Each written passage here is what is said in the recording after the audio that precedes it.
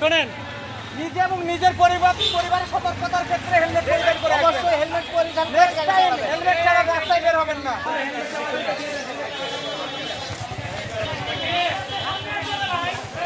ছাত্রদের পক্ষ থেকে আক্কেলপুর পরিষ্কার করার জন্য এটা একটা সাধারণ উদ্যোগ নেওয়া হয়েছে, যাতে সবাইকে সচেতন করে দেওয়া হচ্ছে।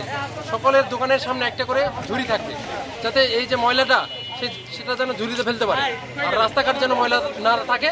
আর রাস্তাতে যারা হেলমেট ছাড়া চলতেছে তাদের সকলকে হেলমেট পরতে বলা হচ্ছে।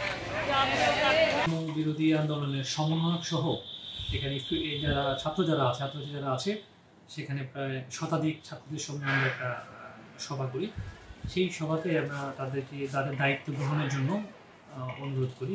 সেই প্রেক্ষিতে আক্কেলপুর পরিষ্কার পরিচ্ছন্ন কাজ করছে আছে ছাত্ররা। সেখানে বৈষম্য বিরোধী আন্দোলনের সমন্বয়ক সহ যারা আছেন তারা নেতৃত্ব দিচ্ছেন এবং তারা এই পরিষ্কার পরিচ্ছন্নের কাজ চলমান রয়েছে।